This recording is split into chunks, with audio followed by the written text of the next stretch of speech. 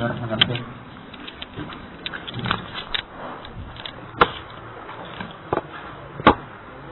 Alhamdulillahirabbil alamin. Bihi nasta'inu ala umuri dunya waddin. Wa asyhadu an la ilaha illallah wahdahu la syarika lah. Wa asyhadu anna Muhammadan abduhu wa rasuluhu syahadatan arju bihan najata yaumiddin. Amma ba'd. فإن أصدق الحديث كتاب الله خير الهدي هدي محمد صلى الله عليه وسلم شر الأمور محدثاتها وكل محدثة بدعة وكل بدعة ضلالة وكل ضلالة في النار ثم أما بعد.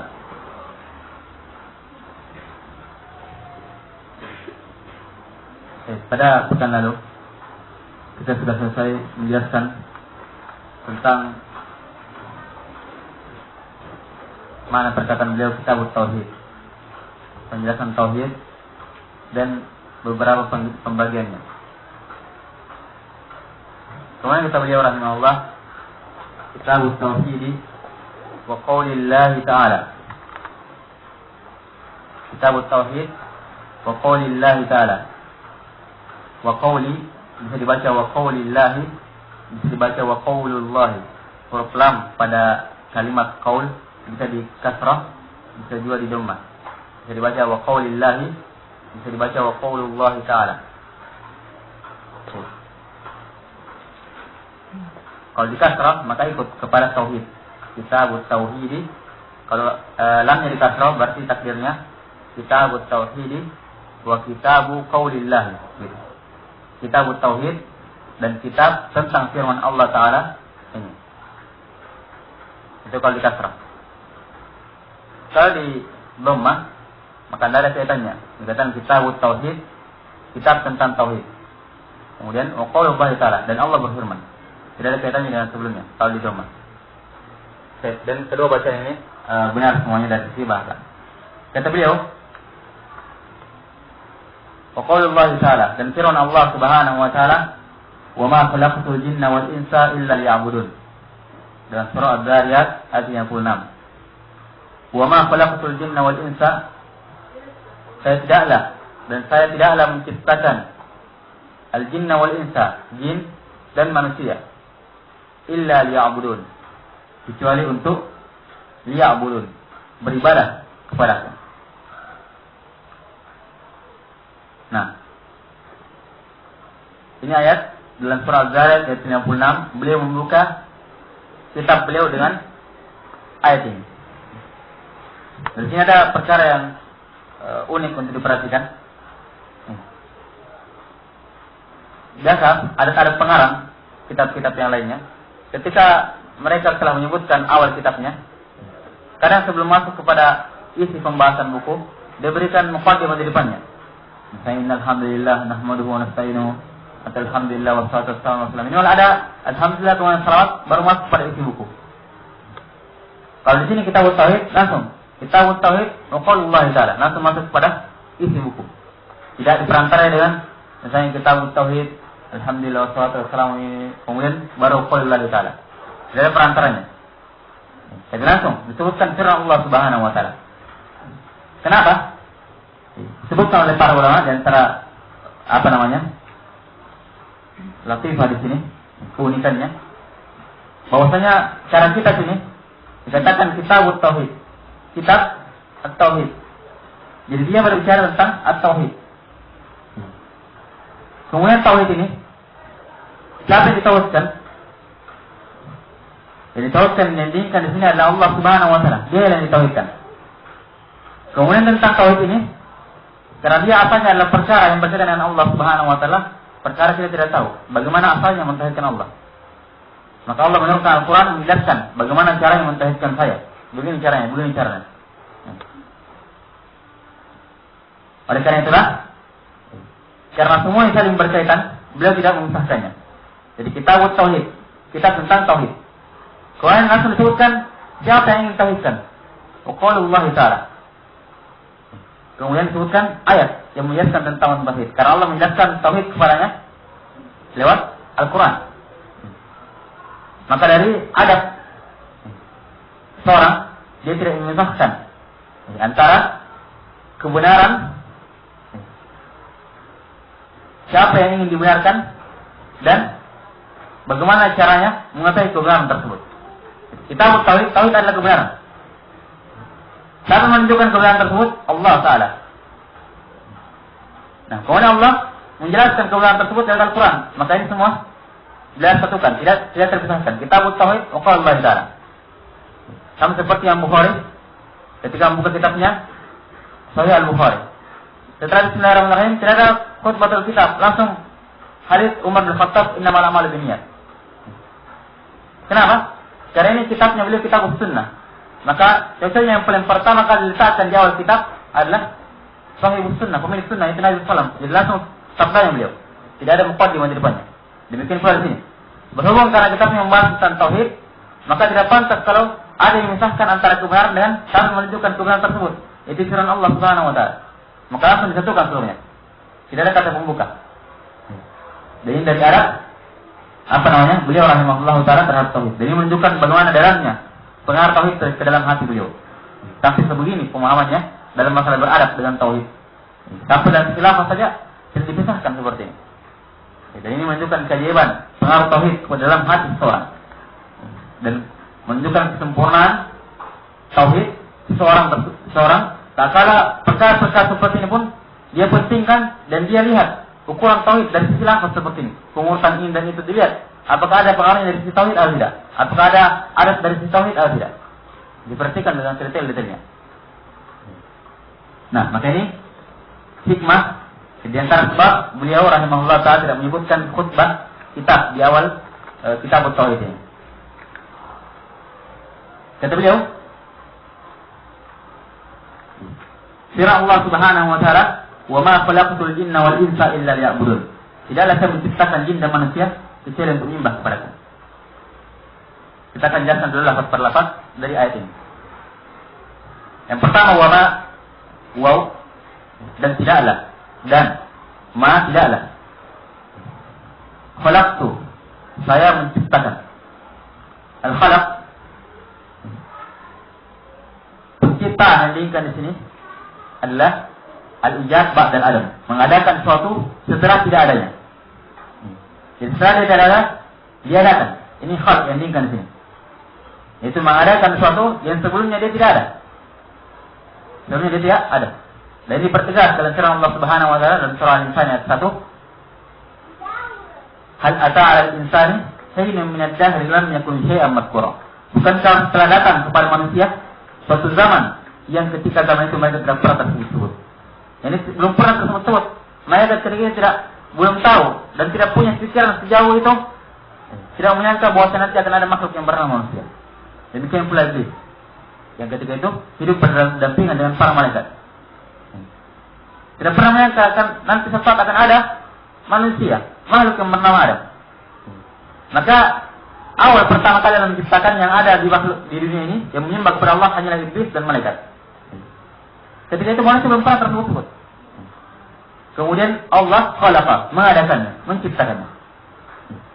Dan sudah berlalu pada pertemuan lalu kita juga sebutkan bahwasanya sebagian makhluk Allah kadang mensifatkan dia dengan mencipta. Tabarakallahu ahsanul khaliqin. Maha berkah Allah sebaik-baik yang mencipta. Berarti banyak yang mencipta, cuma Allah yang sebaik-baik. Kita katakan kalau makhluk disebutkan dengan mencipta, yang menciptanya apa yang diinginkan ini? Bukan kalau makhluk menciptanya bukan mengadakan suatu setelah tidak ada, tapi sudah ada, cuma dia rangkai menjadi satu rangkaian dalam bentuk yang lain. Tapi asal benda tersebut sudah ada. Lemari misalnya, hanya sekedar merangkai kayu, cuma asal kayu tersebut manusia tidak bisa menciptakan. Dikatakan dia pencipta lampu, pencipta ini dan seterusnya. Hanya sekedar merangkai. Adapun asal logam-logam dan seterusnya mereka tidak bisa menciptakan. Dan di sini al-khalaq ini kan sini adalah mengadakan suatu setelah tidak adanya. Ini penciptaan khusus milik Allah Subhanahu wa taala. Wa ma khalaqtu, dan saya tidak menciptakan al-jin. Jin ini makhluk dari makhluk Allah Subhanahu wa taala. Dia menciptakan dari api. Wal insa, manusia.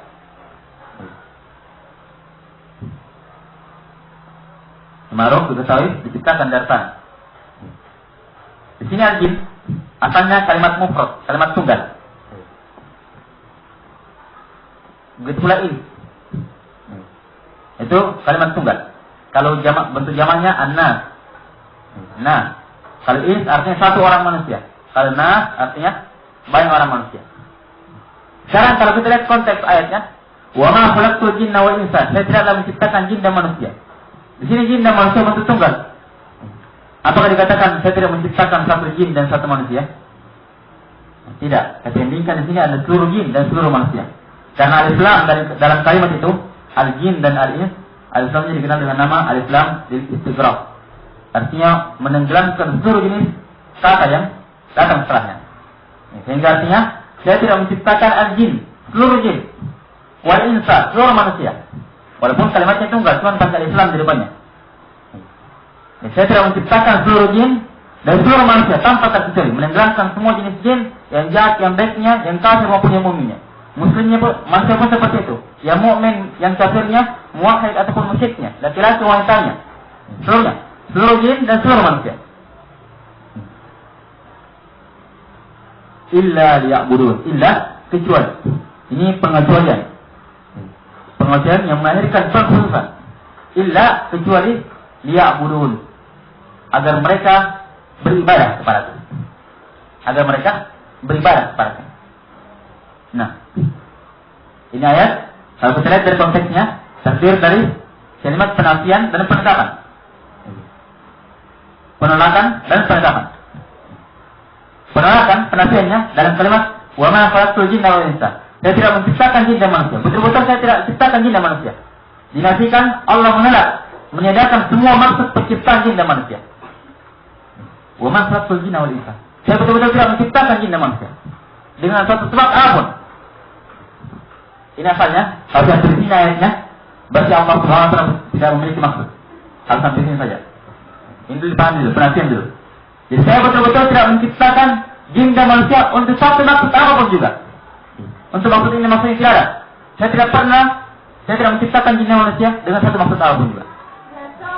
Jadi ditolak semua maksud penciptaan jin dan manusia. Ditidakkan seluruh maksud penciptaan jin dan manusia. Boleh diperkecualikan, illa kecuali. Menunjukkan hanya ini betul-betul ini maksud penciptaan jin dan manusia. Karena sebelumnya ditolak semuanya, ditiadakan semua. Ketika diperkecualikan, menunjukkan ini hanya yang betul. Ini saya satu-satunya ini. Karena sebelumnya sudah ditiadakan maksud tujuan penciptaan jin manusia. Jadi ditiadakan seluruhnya, setelah diperkecualikan. Liya'budun, agar mereka beribadah kepadaku. Menunjukkan ini maksud yang paling tunggal, ya satu-satunya, tidak ada maksud yang kedua. Maksud satu-satunya saja. Yang seperti saya katakan, tidak ada seorang pun di masjid kecuali Muhammad. Yang pertama penolakan dulu, penyedaran.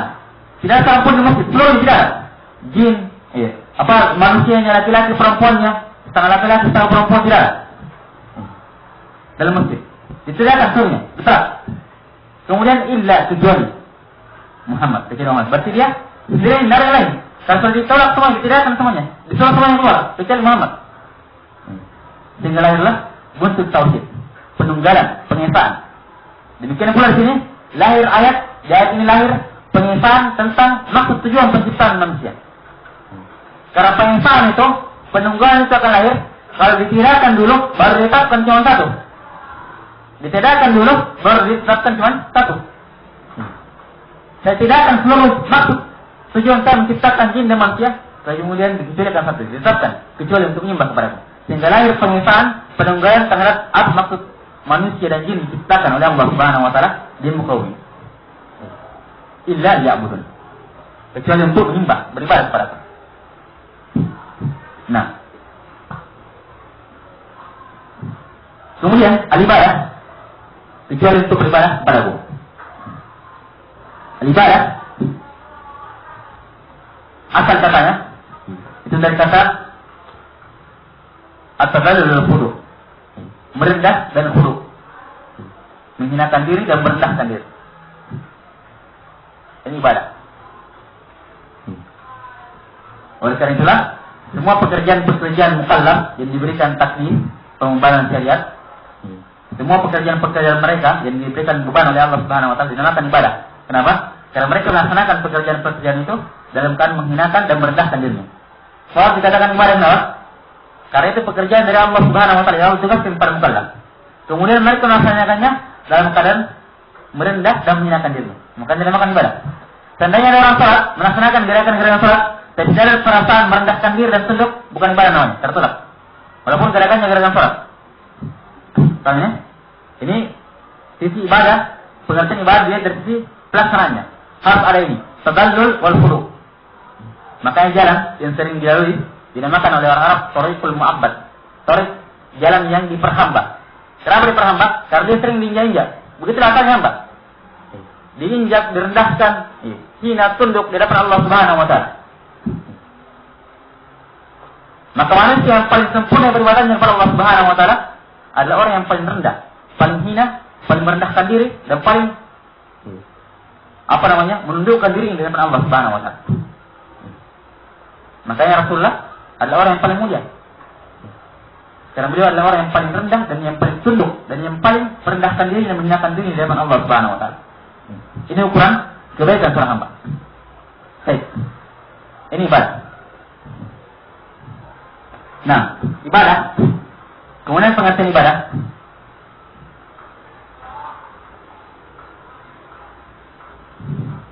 Ibadah tinjaunya, pengertiannya dilihat dari dua sisi. Kata Syekh Ibnu Utsaimin rahimahullah taala.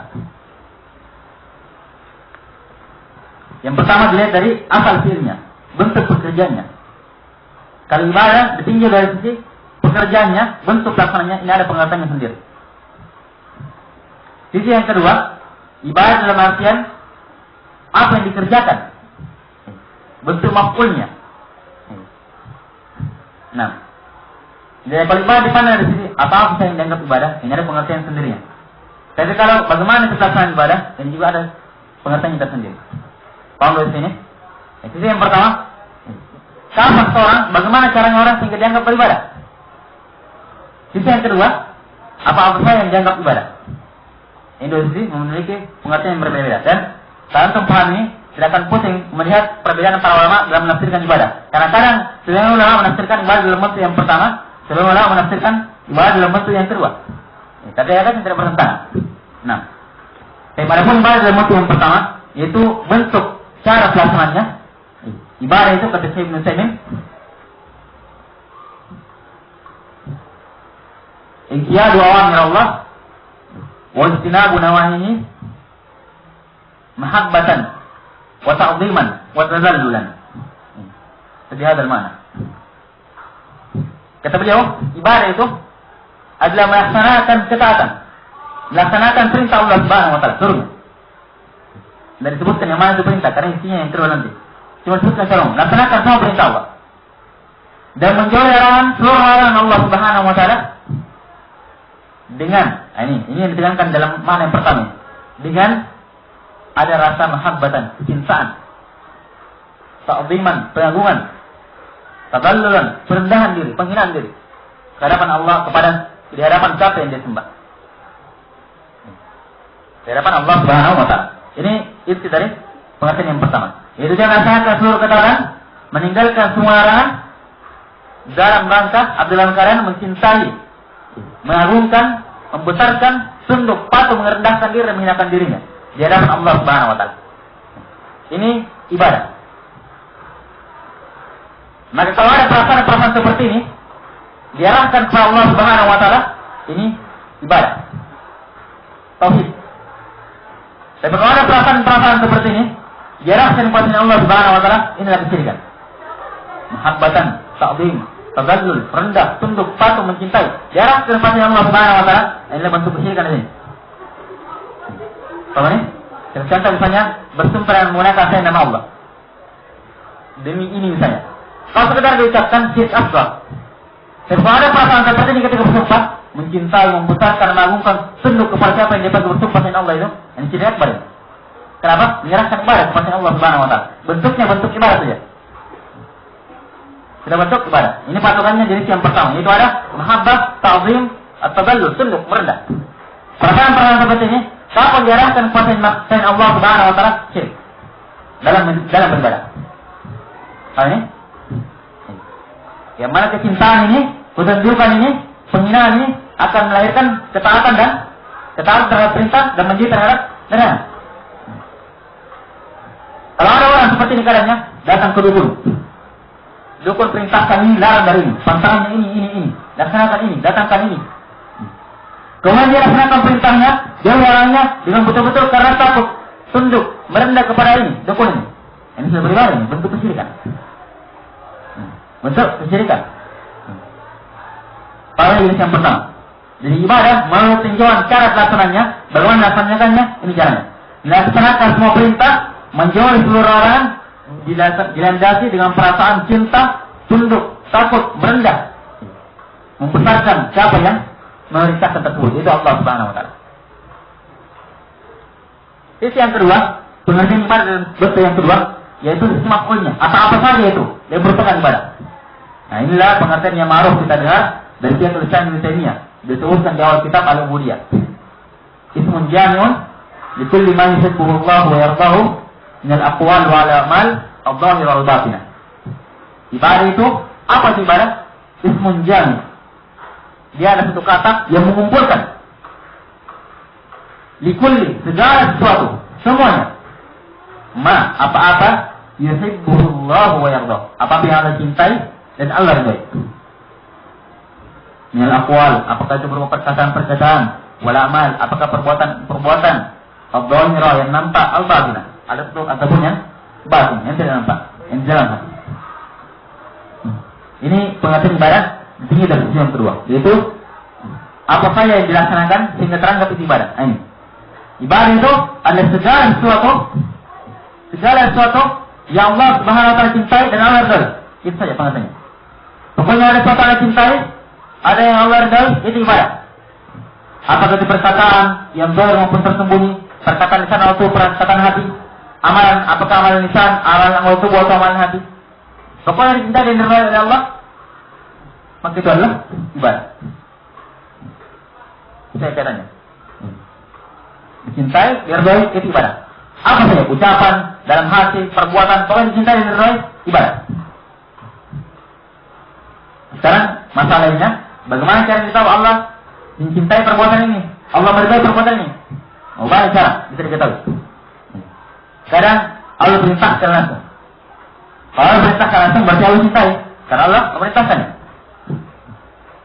Atau kadang dalam bentuk Allah Subhanahu Wa Taala tidak perintahkan, tapi memberikan kabar gembira, dapat pahala ini, dapat ini kalau melaksanakannya. Menunjukkan Allah cintai, berarti ibadah itu. Walaupun tidak diperintah, tapi diberikan pahala bagi orang melaksanakannya, berarti ibadah.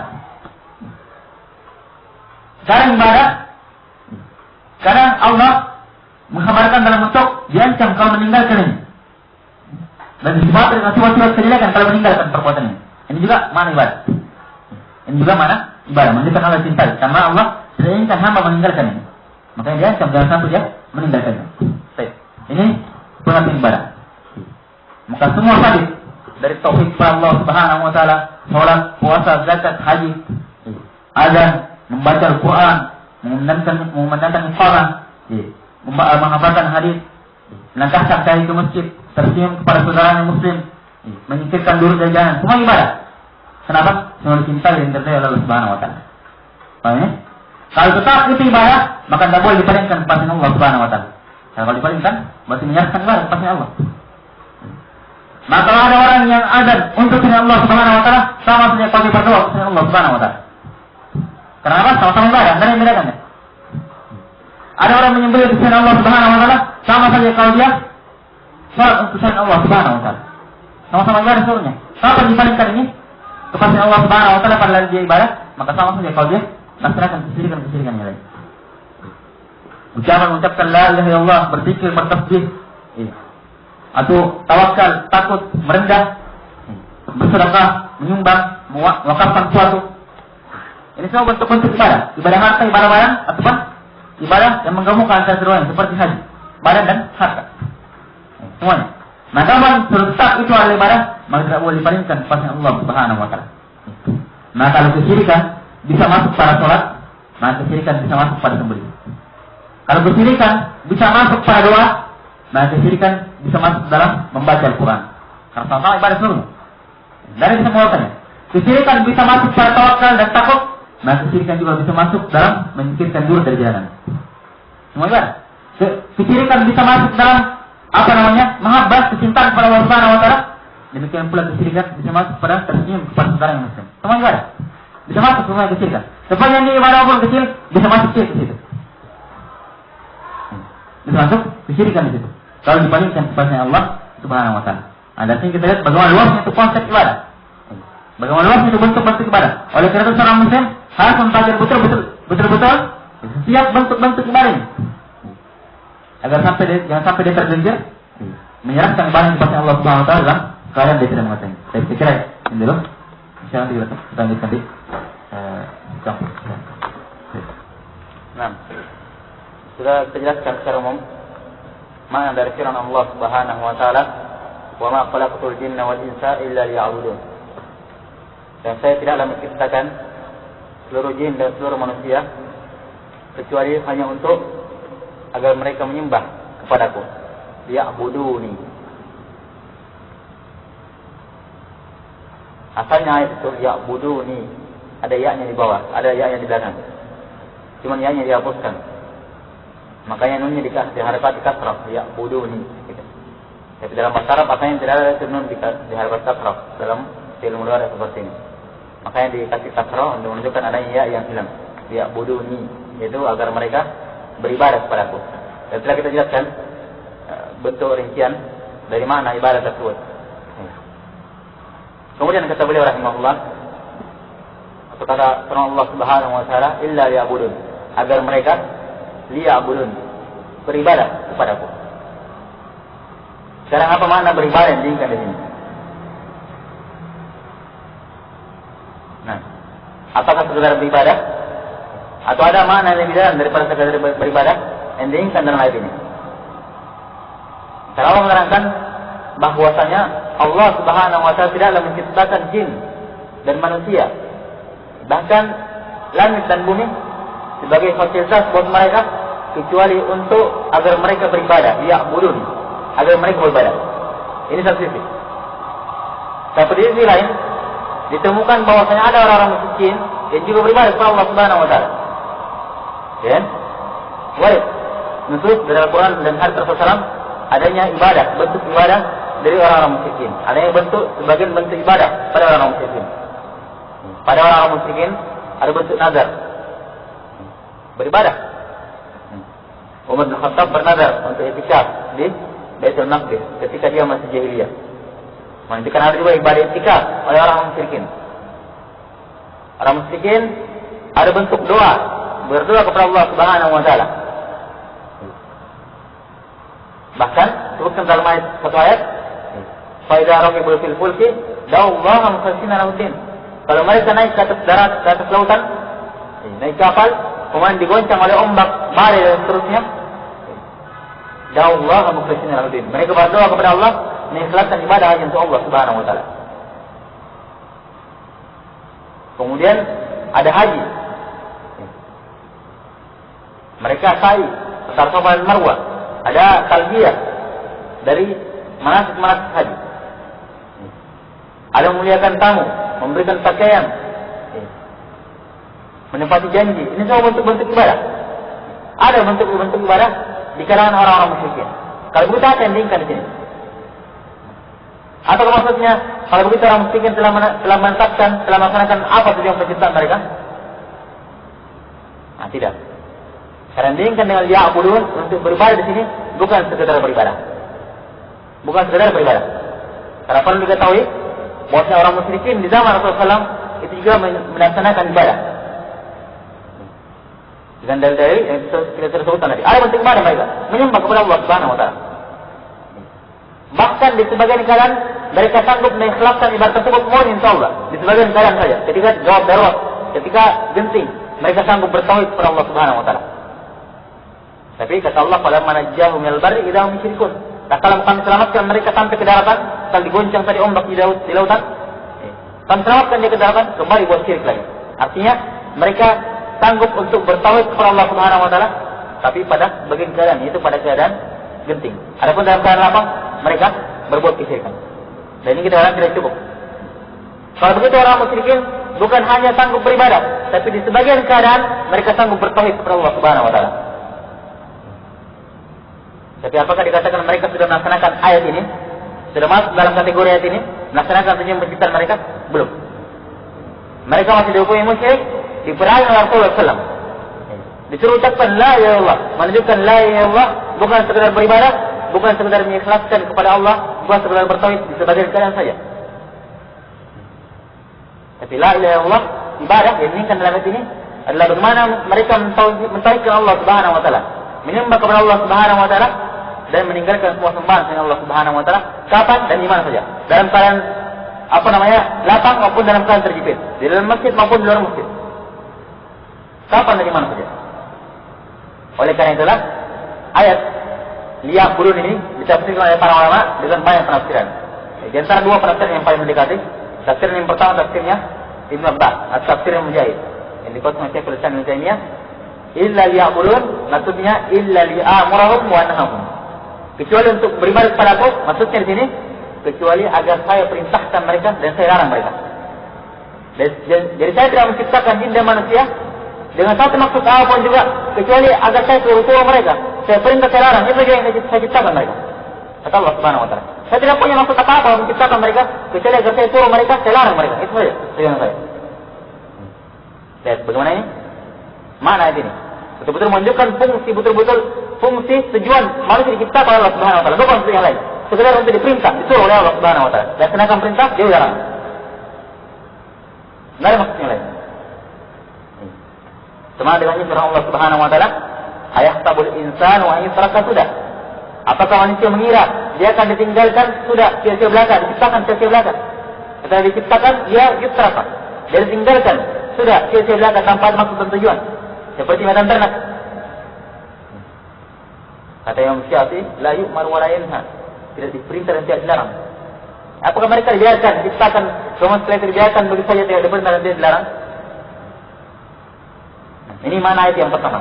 Illa yaqulun, maksudnya kecuali agar saya perintah mereka dan saya larang mereka. Dan perintah terbesar apa? Tauhid. Larangan terbesar adalah kesyirikan. Ini tafsiran yang pertama.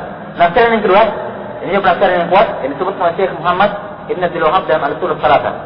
Illa yaqulun ay yuwahhidun. Kata beliau kecuali agar mereka beribadah kepadaku, maksudnya yuwahhidun, mereka mentauhidkan saya. Jadi bukan sekedar menyembelih saya, tapi menyembelih hanya kepadaku, mentauhidkan saya dalam penyembelihannya. Bukan sekedar takut pada saya, kata Allah, tapi bagaimana dia mentauhidkan saya dalam masalah takut ini. Bukan sekedar dia sholat pada saya, tapi bagaimana dia mentauhidkan saya dalam sholat. Bukan sekedar dia cintai saya, tapi bagaimana kecintanya murni hanya milik saya. Jadi bukan sekedar ibadah, tapi memurnikan ibadah tersebut hanya milik Allah Subhanahu wa taala. Illa liya'budun yuwahhidun, agar mereka mentauhidkan saya, meninggalkan saya dalam peribadatan,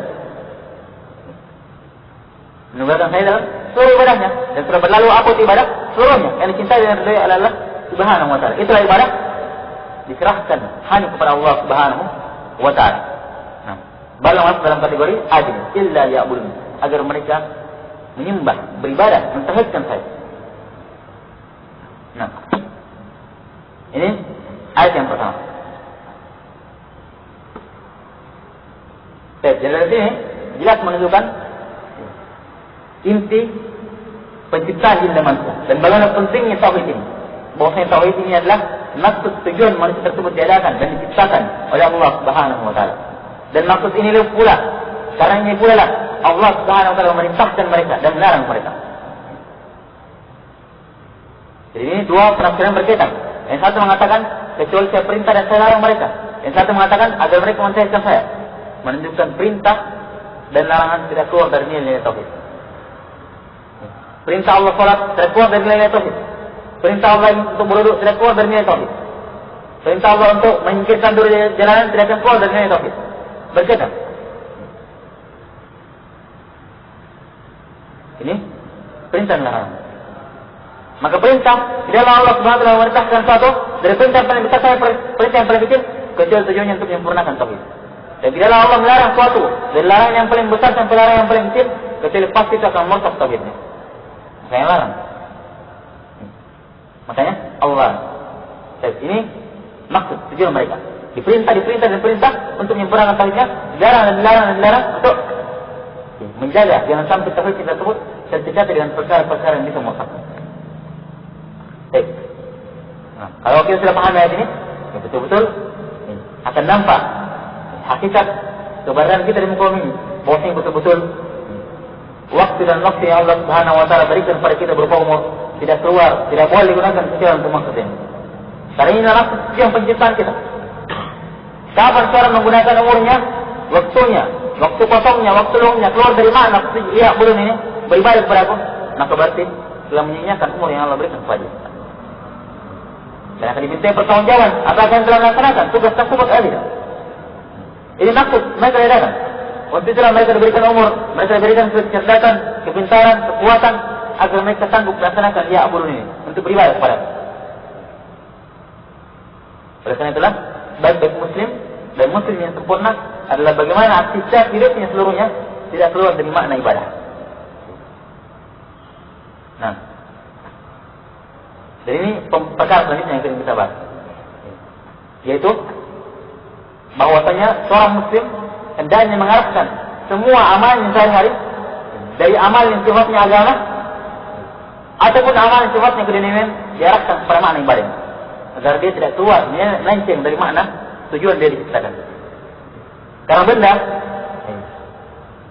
ketika dia diciptakan oleh pemiliknya, dibuat oleh pemiliknya, dan dia memiliki maksud dan tujuan, maka benda tersebut nanti akan baik, nanti akan bagus ketika dia dilaksanakan sesuai dengan apa yang dia diciptakan. Nah, misalnya pisau, tujuannya untuk memotong benda-benda yang lunak, diadakan oleh yang buat. Semakin tajam dia karena dipotong untuk benda-benda yang dia diciptakan untuknya.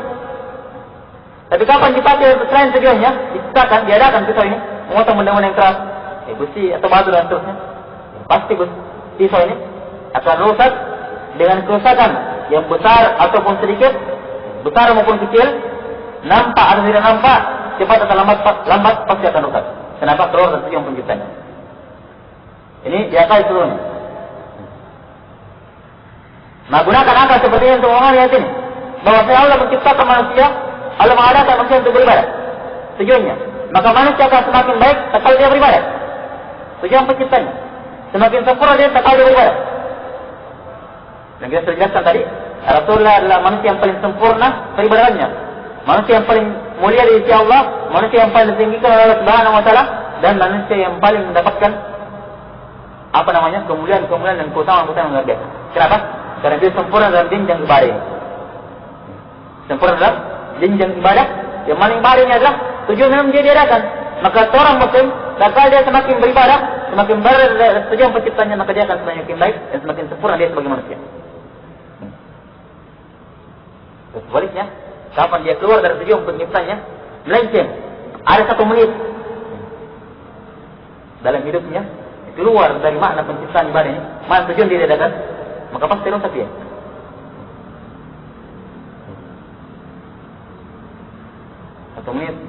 Beberapa menit keluar dari tujuan penciptanya, rusak dia. Dia sadari atau tidak sadari, besar atau kecilnya kerusakannya tergantung dengan seberapa lama dia keluar dari tujuan penciptanya. Nampak atau tidak nampak, cepat atau lambat pasti akan mengalami kerusakan manusia tersebut. Kenapa? Keluar dari maksud Allah menciptakan dia. Melenceng dari apa maksud Allah menciptakan dia. Oleh karena itulah setiap muslim berusaha untuk mengarahkan semua aktivitas hidupnya, baik yang memang sifatnya keagamaan, akhirat, sampai perkara yang sifatnya dunia biasanya diarahkan, diusahakan dengan beribadah ibadah. Kuncinya hadis Umar bin Khattab, wa innamal likulli imri'in ma nawa. Dan setiap orang hanya akan mendapatkan apa yang dia niatkan, yaitu amal-amal keduniaannya dia niatkan dengan niat-niat ibadah. Kenapa? Walaupun ada amal dunia, dia akan dapatkan pahala ibadah karena dia niatkan dengan niat-niat ibadah. Wa innamal likulli imri'in ma nawa. Setiap orang hanya akan mendapatkan apa yang dia niatkan. Agama atau amal yang keduniaan diniatkan untuk pahala, maka dapatkan pahala. Awal duniawi diniatkan untuk ibadah, maka dapat ibadah. Kenapa? Likulli imri'in ma nawa. Setiap orang mendapatkan apa yang diniatkan. Memberikan makan keluarga, tanggungan dia, asalnya adalah perkara dunia, tidak dapatkan pahala, tidak dapatkan dosa. Seorang suami memberikan nafkah kepada istrinya, tidak dapatkan pahala, tidak dapatkan dosa. Asalnya Karena dia perkara adat, keduniawian. Tapi tak kali dia nyata untuk ibadah, saya memberikan makan anak dan istri saya, keluarga saya, orang tua saya, untuk dalam bentuk apa? Perintah dari Allah Subhanahu Wa Taala. Pemimpin rumah tangga, laki-laki adalah pemimpin dari keluarganya. Saya pemimpin, berarti saya bertanggung jawab pada mereka. Ini adalah nikmat, keluarga saya adalah nikmat, akan diminta pertanggungjawaban. Maka saya ini, saya berikan makan untuk mengharapkan dari Allah Subhanahu Wa Taala. Karena Allah perintahkan, dapatkan pahala ini. Tidur asalnya kalau tidak ada apa-apa, 6 jam, 7 jam tidur tidak ada apa-apa. Saya dapatkan dosa, saya dapatkan pahala. Tapi yang jelas keluar dari tujuan penciptaan, karena diciptakan bukan untuk tidur, diciptakan untuk beribadah. Maka bagaimana tidurnya beribadah ibadah agar tidak keluar dari tujuan penciptaan selama dia tidur. Diniatkan dengan niatnya ibadah. Tidur agar lebih bisa bangun cepat-cepat misalnya untuk sholat subuh. Niatnya niat ibadah, berarti ya tidurnya cepat dengan nilai ibadah. Tidur niatnya agar tengah malam bisa bangun siang mulai misalnya. Tidur agar besok pikirannya lebih segar, bisa menghafal Quran, bisa menghafalkan hadis dan seterusnya. Dia niatkan dengan niat keagamaan, maka dia akan mendapatkan pahala. Begitu pula makan, ibadah. Apa? Makan adalah adat, tidak dapatkan pahala, tidak dapatkan dosa. Maka niatkan dengan niat ibadah agar tidak keluar dari tujuan penciptaan sepanjang dia makan. Demikian seterusnya dari amalan-amalan dunia. Dia niatkan dengan niat keagamaan dan niat ibadah agar dia tidak keluar dari tujuan penciptanya. Baik. Kemudian firman Allah Subhanahu Wa Taala sini, masalah ayat ini, wa ma khalaqtul jinna wal insa illa liya'budun. Tidak ada yang menciptakan jin dan manusia kecuali untuk menyembah kepadaku, untuk beribadah kepadaku. Sekarang pembahasan kita dalam kalimat lam dari kalimat liya'budun. Agar, kalau diartikan bebas artinya agar mereka beribadah kepadaku.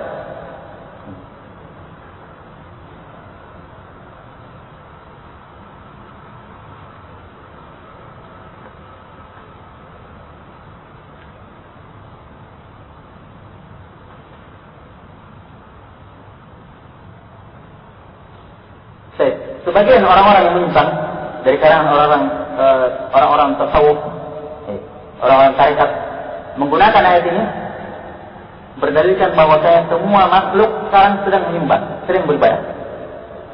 Makanya orang kalau sedang duduk saja sudah sholat itu, sudah sholat, sudah. Padahal saya dulu. Nah, atau dia ringkas, sholat itu bisa diganti dengan zikir. Kan kita semua beribadah kepada Allah Subhanahu Wa Taala. Nah,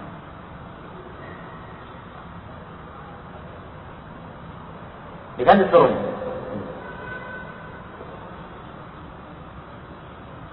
Baik. Ini berdasarkan ayat ini. Kenapa katanya? Karena kata Allah tidak akan menciptakan jin dan manusia kecuali untuk menyembah kepadaku. Berarti apa kehendaknya Allah menciptakan jin dan manusia? Agar mereka beribadah. Dan mereka mengatakan kehendak Allah pasti terjadi. Kehendak Allah pasti terjadi. Jadi kehendak Allah menciptakan jin dan manusia, kehendaknya adalah agar mereka menyembah kepada-Nya. Atau sekarang karena jin dan manusia telah tercipta, berarti otomatis maksud ini sudah terlaksana. Artinya mereka sekarang dan dalam keadaan beribadah. Kenapa? Karena telah tercipta. Karena Allah mengatakan, saya tidak ciptakan jin dan manusia kecuali untuk menyembah. Artinya kalau telah tercipta berarti tidak menyembah. Paham tidak di sini? Hah? Jadi mereka mengatakan, Allah berfirman, saya tidak menciptakan jin dan manusia kecuali agar mereka menyembah. Itu saya mengarahkan mereka. Sekarang karena mereka telah tercipta, berarti dan dalam keadaan beribadah. Karena seandainya mereka tidak beribadah, berarti tidak akan tercipta. Karena Allah menghendaki mereka tercipta untuk beribadah. Makanya mereka mengatakan, semua makhluk yang ada sekarang yang tercipta, semua dalam keadaan beribadah. Orang musyrik yang menyembah kuburan beribadah. Kenapa? Telah tercipta. Fir'aun tercipta, beribadah, jangan salahkan. Dia juga menyembah Allah. Ini bercabang, banyak sayapnya. Bisa terwujud Allah di mana-mana. Allah menyatu dengan seluruh makhluknya. Jangan salahkan Fir'aun. Fir'aun ketika mengatakan ana rabbukum al-a'la, saya Rabb yang paling tinggi, benar. Karena Allah ada dalam dirinya, Allah di mana-mana. Dan kenapa ditinggalkan? Ditinggalkan Fir'aun gara-gara salah ucap. Dia hanya mengatakan saya adalah Tuhan yang paling tinggi, padahal semua adalah Tuhan. Dia cuma mengatakan diri saya, makanya tenggelamkan. Karena cuma membatasi Tuhan pada dirinya saja. Oleh adillah, orang botin. Nah, ini ayatnya. Jadi dia mengatakan lam di sini adalah lam taklil. Artinya lam yang merupakan sebab keharusan. Kapan tercipta harus beribadah. Lamnya artikan lam di sini. Di sini letak kesesatannya. Ingat ya? Dan ini lam di antara maknanya yang lam taklil seperti ini. Lam bermakna sebab dia mengharuskan. Itu kalau ada paham bahasa Arab, hanya tertergelincir pada fitnah seperti ini, kesyirikan seperti ini. Padahal kalimat lam dalam bahasa Arab bukan hanya punya satu arti, banyak artinya. Dan kata para lam yang diinginkan di sini adalah lam lil ghayah wal hikmah. Lam yang menunjukkan puncak dan hikmah perbuatan. Jadi maksud saya ini, saya tidak menciptakan jin dan manusia kecuali ujung-ujungnya, puncaknya, hikmahnya agar mereka menyembah kepadaku.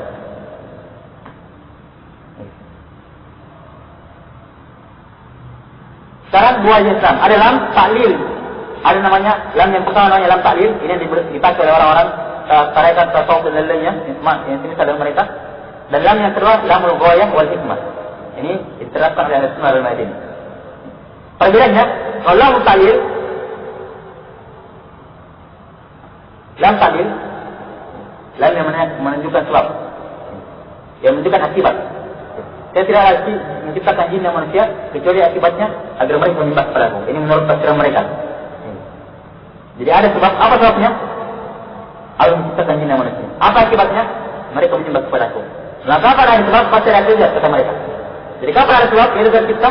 Berarti pas otomatis ada akibatnya. Sedang beribadah. Karena lamnya mereka artikan lam lil illah, untuk lam akibat, untuk menunjukkan sebab akibat.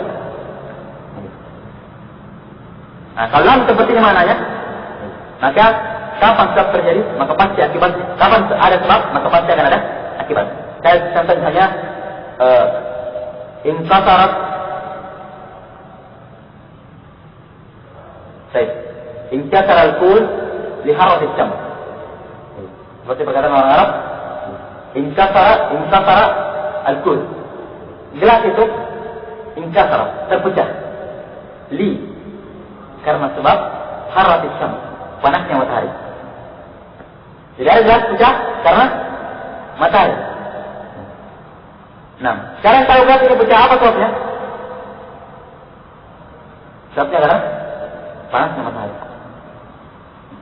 Sebabnya karena panasnya matahari. Ini lam ta'il. Lam yang kedua, lam al-ghayah wal hikmah. Ini lam yang tinggal di sini. Kalau lam al-ghayah wal hikmah tidak mengharuskan kalau ada ini, maka terjadi setelahnya. Dengan contoh misalnya, akhdartul kitab li aqra. Saya menghadirkan buku untuk saya membaca.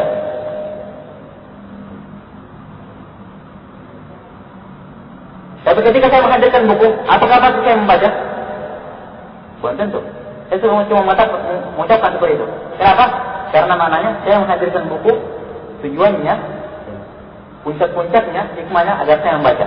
Saya belum tentu saya membaca. Mungkin saya membaca, mungkin saya tidak membaca. Ini kalau lam al-ghayah wal hikmah. Kalau tadi lam yang taklil, gelas pecah karena matahari. Nah, kapan ada gelas yang pecah? Nah, kapan gelas yang pecah? Berjawabnya karena adanya sinar matahari dalam konteks gelas ini. Nah, maka ayat ini sama seperti di sini. Saya tidak menciptakan jin dan manusia kecuali hikmahnya, puncaknya agar mereka menyembah kepadaku. Tapi di antara mereka ternyata ada yang menyembah, di antara mereka ada yang tidak menyembah. Kan seperti itu. Kan seperti tadi. Saya menghadirkan buku agar saya membaca, hikmahnya agar saya membaca. Setelah hadir bukunya, mungkin saya baca, mungkin saya tinggalkan. Jadi tidak ada hubungan keharusan dengan sebelumnya. Sebelum lam dan setelah lam. Itu kalau lam al-ghayah wal hikmah. Tapi kalau lam ta'lil punya hubungan keharusan. Kapan ada ini? Maka harus ini. Nah, maka ini lam yang diberikan sini adalah lam al-ghayah wal hikmah. Jadi Allah Subhanahu wa taala menciptakan jin dan manusia, tidak dia menciptakan jin dan manusia kecuali hikmahnya, tujuannya, ujung-ujungnya, goyahnya, puncaknya agar mereka menyembah kepada Allah. Dan apakah mereka tahu menyembah? Tidak, buktinya tidak. Buktinya ada menyembah, buktinya ada tidak. Menunjukkan lam buktinya adalah al-ghaya wa ta'lil. Apa al-ghaya wa hikmah, bukan lam ta'lil. Karena saudara ini firman Allah Subhanahu wa taala, "Wa ma arsalna min rasulin illa liyuta'a bi'iznillah." Dan tidaklah mengutus seorang rasul pun kecuali agar mereka ditaati dengan izin Allah. Jadi Allah tidak mengutus seorang rasul pun kecuali agar mereka ditaati. Sehingga apakah semua taat? Tidak, biiznillah. Itu kalau Allah izinkan. Ya, artinya ada yang taat, Allah izinkan, ada yang tidak, karena Allah tidak izinkan. Baik. Ini kesempurnaan dari mana ayat ini. Jadi ya burung di sini menunjukkan mana hikmah, tujuan, puncak Allah menciptakan jin dan manusia. Betul-betul hanya untuk menyembah kepada Allah Subhanahu wa taala, beribadah kepada Allah Subhanahu wa taala. Nah, ini ayat yang pertama dalam bab ini. Baik. Kemudian kita lihat dalam ayat yang kedua, wa qawluhu wa laqad ba'atsna fi kulli ummatin rasula an ya'budu Allah wa yajtanibu at-taghut. Dalam surah An-Nahl ayat 36. Dan firman Allah Subhanahu wa taala, wa laqad ba'atsna fi kulli ummatin rasula. Dan sungguh kami telah mengutus kepada setiap umat seorang rasul. An ya'budu Allah wa yajtanibu at-taghut, agar mereka menyerukan, "U'budu Allah, sembahlah Allah saja, wa yajtanibu at-taghut, dan jauhilah at-taghut." Ini ayat yang kedua. Dan ayat ini berkaitan erat dengan ayat yang pertama. Di ayat yang pertama disebutkan tentang tujuan penciptaan manusia, jin dan manusia, agar mereka menyembah, beribadah, bertasbih Allah Subhanahu wa taala.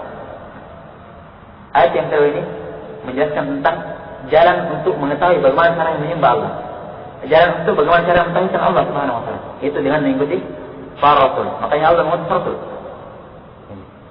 Kalau Allah perintahkan dia beribadah kepadaku, sembah saya sama saya. Tapi tidak yang tentukan bagaimana caranya akan rusak. Karena setiap orang akan menyembah Allah dengan pikirannya masing-masing, dengan caranya masing-masing, dengan ciptaan dia sendiri. Tapi untuk menyegarkan semuanya. Nah, secara gampang seluruhnya, maka Allah mengutuskan rasul. Mengutus rasul agar mereka membimbing manusia kepada jalan yang benar. Baik. Kita akan bahas tentang lafaz per lafaz dalam ayat ini, kata per kata. Firman Allah Subhanahu wa taala, wa laqad. Waw dan laqad, lam ini lam ta'kid, menguatkan. Betul-betul. Qad ini juga menguatkan, sungguh. Jadi ayat ini memiliki dua penguat, lam dan qad. Laqad artinya benar-benar, betul-betul, sungguh-sungguh. Ini menunjukkan bagaimana Allah menguatkan percaya.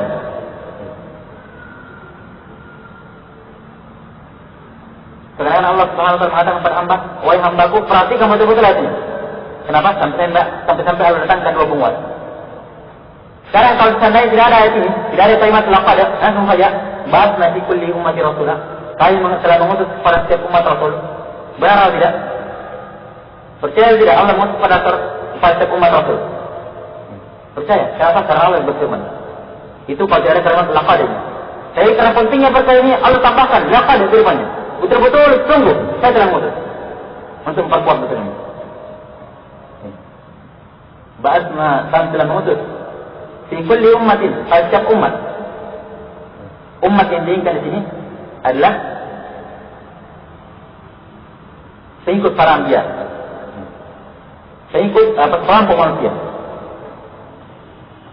Nah, umat yaitu kumpulan manusia yang sangat banyak. Ini umat yang diinginkan di sini. Karena umat dalam nusus Al-Quran dan Sunnah, dalam nusus Al-Quran itu ada beberapa makna. Karena umat berarti kumpulan manusia yang sangat banyak, pengikut para nabi. Seperti dalam ayat ini, kulli umat yang diinginkan di sini adalah pengikutnya para nabi. Makna yang kedua, umat kadang bermakna sekelompok manusia, sekelompok kecil dari manusia. Sebagaimana Nabi disebutkan dalam Al-Quran tentang Nabi Musa ketika lari dari Firaun sampai ke negeri Madian, dikatakan dia mendapati sekelompok ummah yasqun. Dia mendapatkan umat yasqun yang telah memberi minum sampingnya. Umat yang diinginkan ini adalah sekelompok kecil manusia. Ini mana yang kedua. Mana yang ketiga, umat bisa berarti agama. Yang pertama orang-orang jahiliyah dalam Al-Quran Inna wajadna aba'ana ala ummah. Kami telah menemukan bapak kami di atas ummah. Telah menemukan nenek moyang kami di atas ummah. Maksudnya di atas agama. Kami ikut saja karena sampai dapat mereka di atas satu ummah, di atas satu agama. Mana yang keempat? Umat sekarang bermakna waktu, zaman. Dengan perkataan temannya di penjara itu setelah dia keluar, Nabi Yusuf ingatkan, kalau kamu keluar nanti sebut saya di sisinya Tuhan, di sisinya Raja. Bahwa saya bisa untuk meramal mimpi. Tapi dia lupa. Sampai nanti setelah dia keluar, dia lupa bertemu kepada rajanya. Nanti raja ini mimpi, baru teringat. Waddzakara ba'da ummah. Dan dia pun idzakara mengingat ba'da ummah, setelah umat. Maksudnya setelah selang beberapa lama. Jadi umat ini bermakna waktu, zaman. Nah, ini beberapa makna umat dalam Al-Quran. Tapi yang tinggal di sini adalah umat, kumpulan manusia yang sangat banyak ikut peran dia. Kami telah mengutus kepada setiap umat Rasul.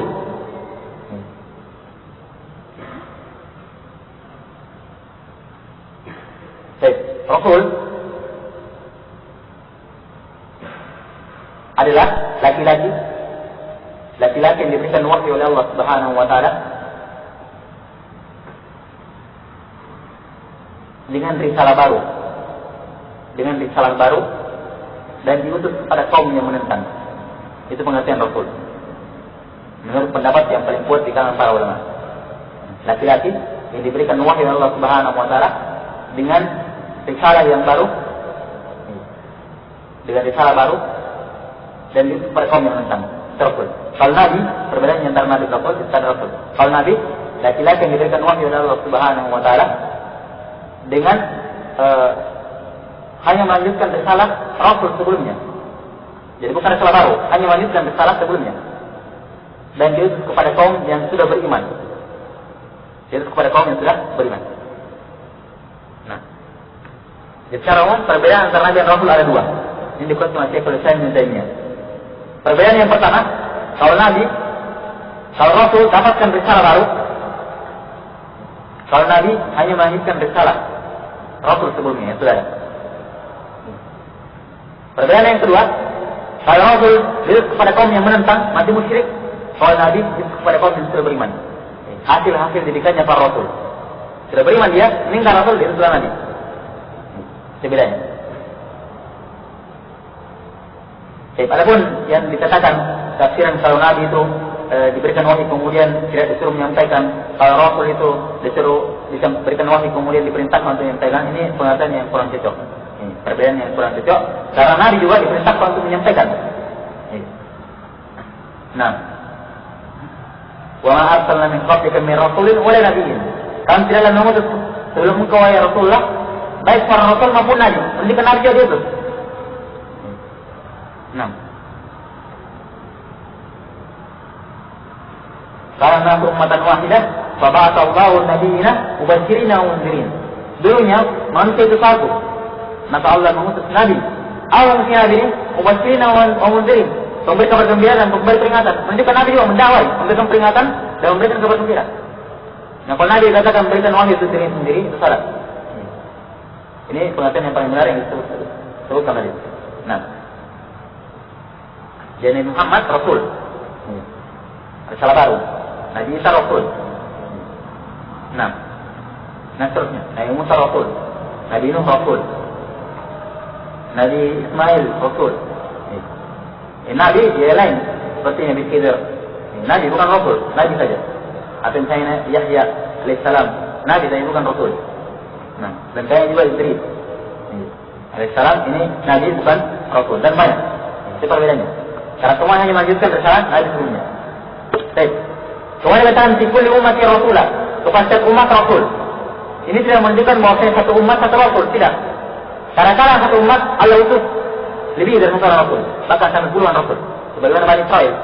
Bani Israel itu satu umat, tapi bersama itu diutus puluhan Rasul.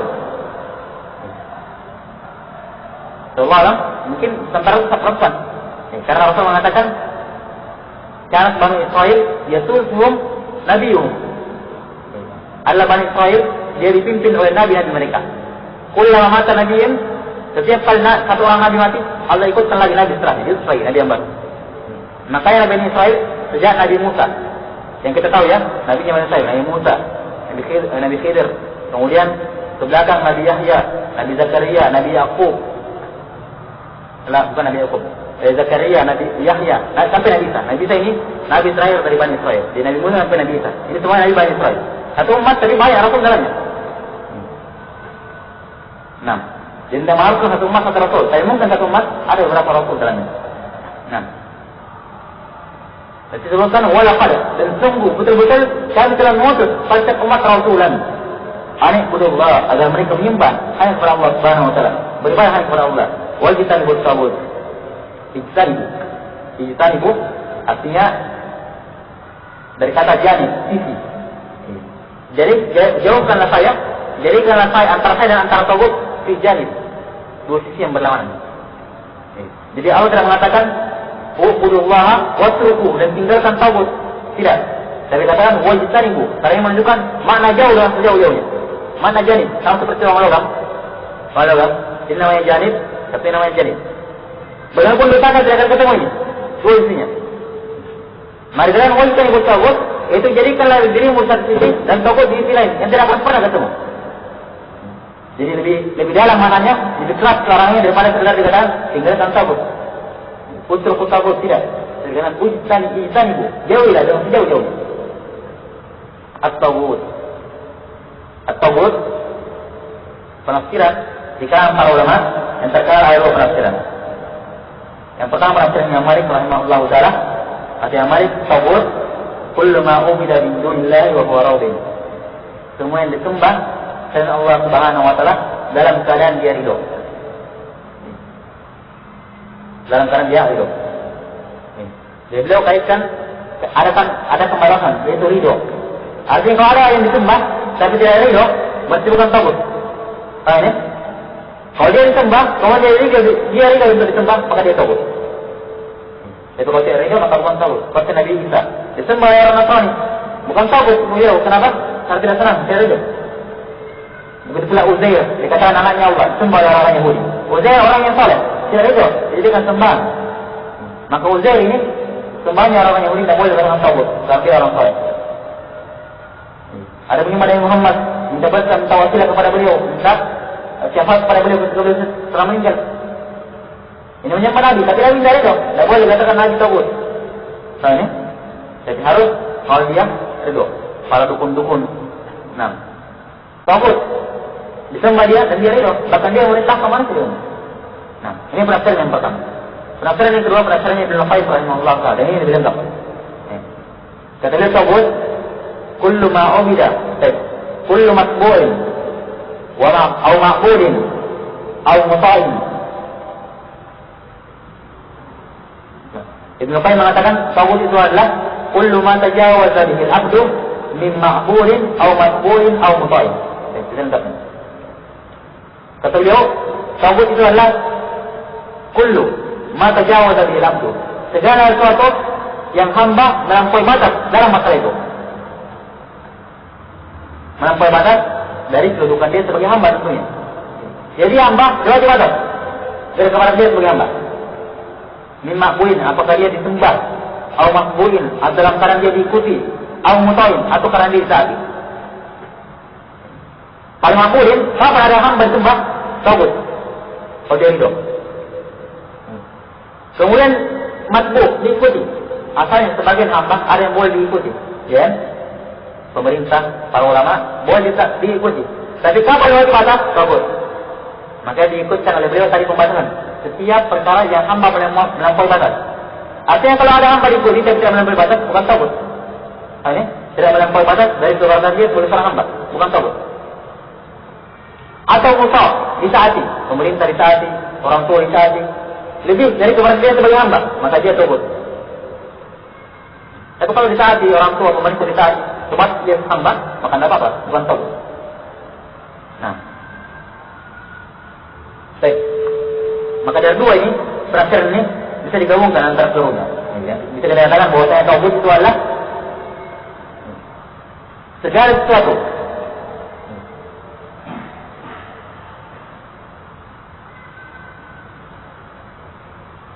yang segala sesuatu yang hamba melampaui batas di dalamnya,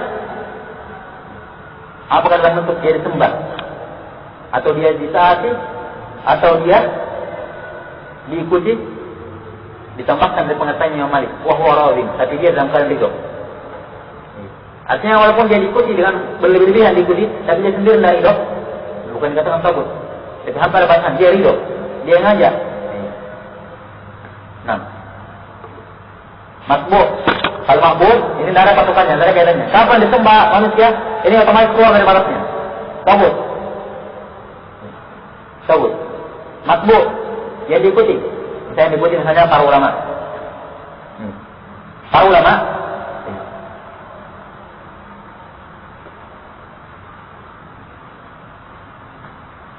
misalnya ada dalil dari sunnah, dari Al-Quran dan hadis. Kemudian dalil ini bertentangan dengan alim, seorang ulama. Dia tahu alim ini salah, alim ini memiliki dalil, dia tinggalkan dalil dan dia ikuti alim tersebut. Kalau ada dalil jelas yang memiliki alim tersebut, maka ini dia tergantung alimnya. Kalau alimnya ridho seperti itu, dia tahu. Kenapa?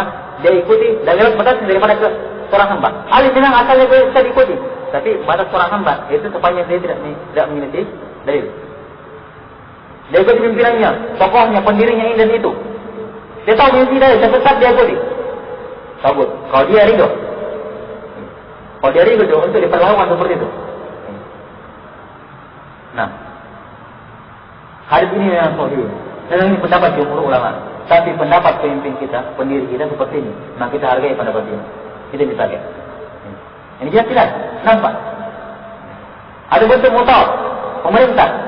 Jelas-jelas ini haram, pemerintah halalkan. Dia pun harus menghalalkan. Tahu?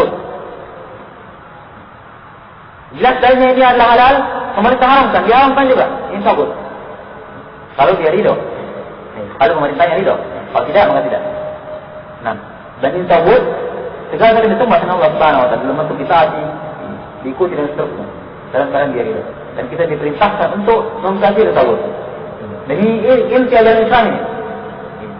Inti ajaran Islam. Faman yakfur bit-taghut wa yu'min billah. Dalam mengkafiri taghut dan beriman kepada Allah. Tidak sekedar mengkafiri taghut, tapi harus beriman kepada Allah Subhanahu Wa Taala. Baru kepada Islam sambil urwatul wuthqa. Telah berpegang teguh pada tali agama yang kuat. Dan dalam ayat ini terdapat lagi-lagi penetapan dan penolakan. Penolakan dan penetapan. Dan ini dua perkara ini. Penolakan, penyedaran semua disembah dengan Allah, dan penetapan hanya Allah yang mereka sembah harus mahir di sini. Karena nanti dalam ayat ini kita tidak bertauhid akan banyak berlalu ayat atau hadis dalam model seperti ini. Penetapan, penolakan, penetapan. Dalam ayat ini budullah, agar mereka hanya menyembah Allah. Ini penetapan. Wa yajtanibut taghut, jauhi taghut, ini penolakan, penafian. Ini penafian.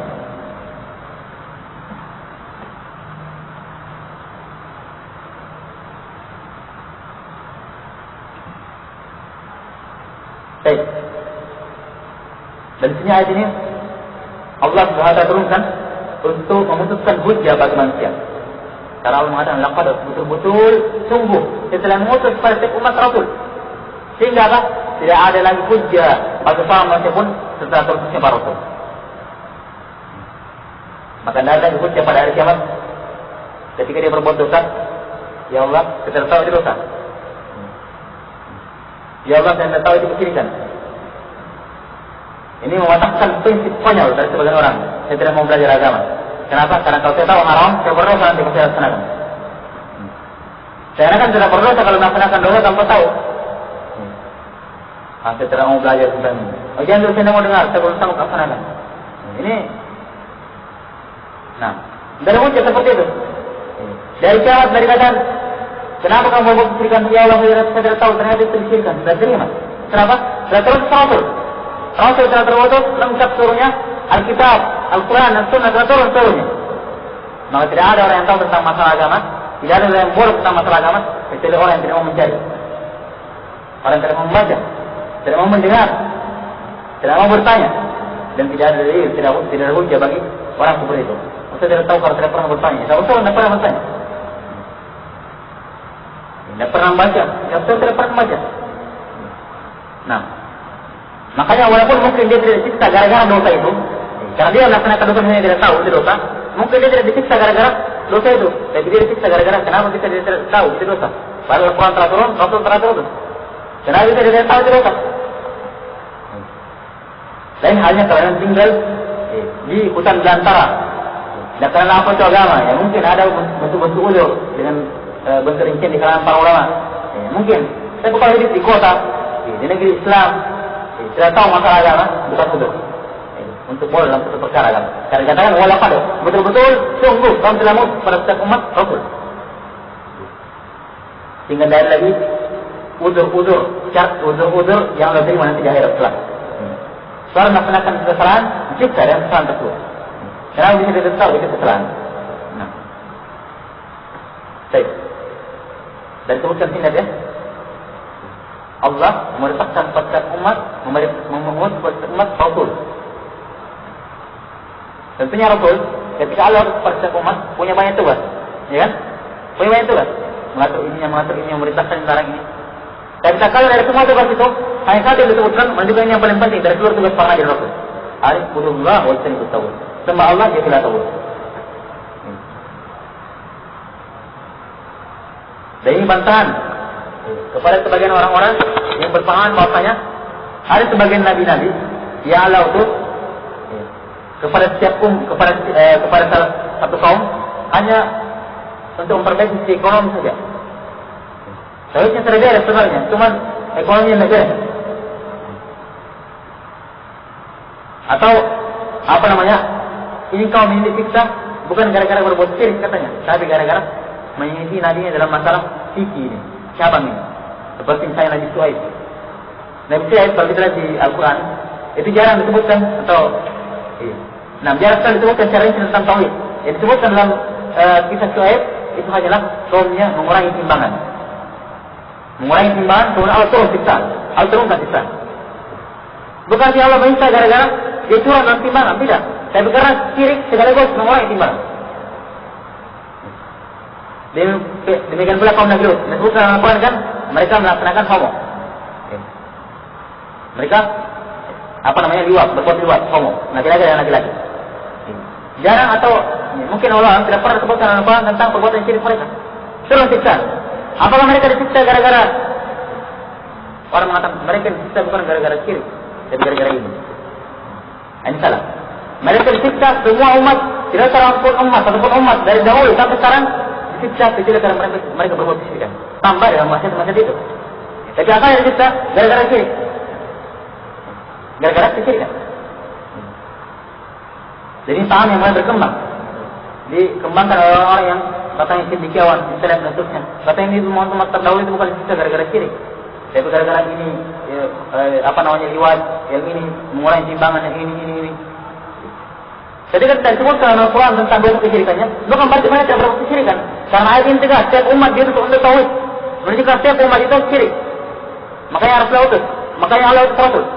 Seandainya tidak berbuat syirik, dan kalau itu serang kepada mereka. Kenapa? Karena tujuan pengutusan Rasul adalah untuk mentauhidkan Allah Subhanahu wa taala, memerintahkan manusia untuk bertauhid kepada Allah Subhanahu wa taala. Alhamdulillah, agar mereka menyembah beribadah kepada Allah Subhanahu wa taala saja, wajib bertauhid dan mereka menjadi tauhid. Jam berapa?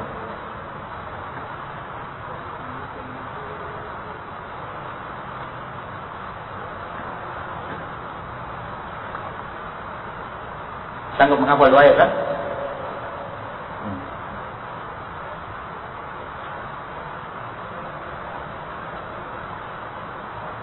Baik. Jadi ini jelas ya. Walaqad ba'atsna fi kulli ummatin rasula an ya'budu Allaha wa yajtanibut taghut. Itu betul-betul kami telah mengutus kepada setiap umat Rasul agar mereka menyembah hanya kepada Allah wa yajtanibut taghut, dan jauhilah hendaknya mereka menjadi taghut. Nah. Dan ada di sini untuk menafsirkan apa fungsi Allah Subhanahu wa taala mengutus Rasul kepada setiap umat.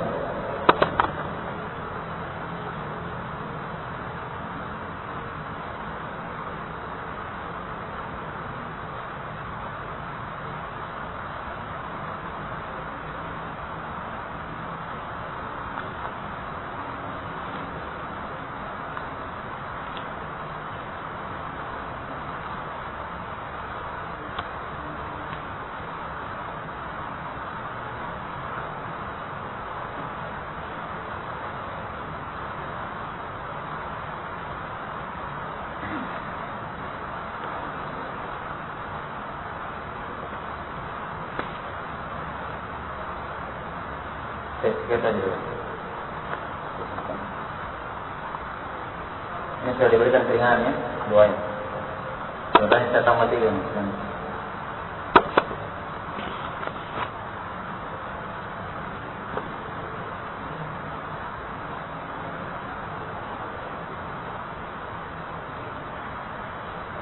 Bagaimana cara mengajak saudara atau orang tua kita untuk beribadah, sedangkan dia malas beribadah?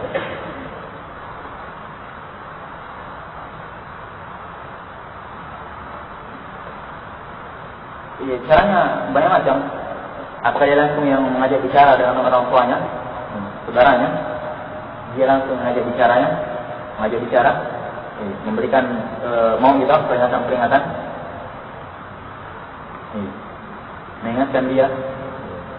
Kalau dia sanggup untuk berdakwah, sanggup memahami dia mau menghafalkan beberapa ayat Al-Quran atau ayat Al-Quran, dia dakwah orang tuanya langsung. Saudaranya dengan cara yang paling baik. Kalau dia tidak sanggup, maka dia misalnya tolong, apakah lewat buku, atau lewat kaset-kaset diperdengarkan. Nah,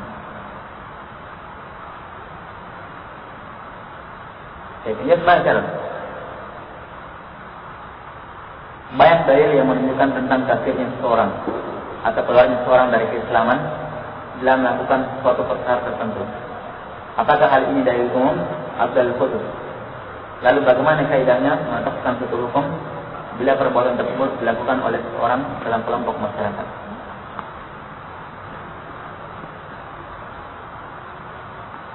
Baik.